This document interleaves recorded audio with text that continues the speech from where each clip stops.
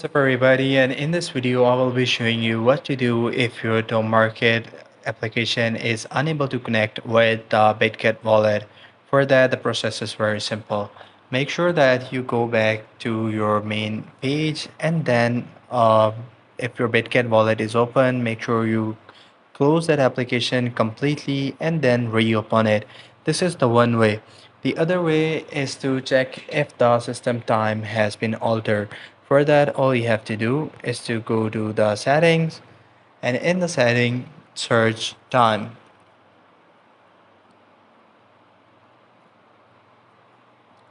So make sure that you are not using an alternative time zone or something which has been altered. So for that, all you have to do is to go and check the time and the time zone that you are living in. So once you did that, all you have to do is to go and ensure you are not in an unsupported region. By doing that, after that, all you have to do is to go back to the Telegram and try again connecting your Bitget wallet with the ToMarket application. So that will do it. I hope you found this video helpful. Take care. Bye bye.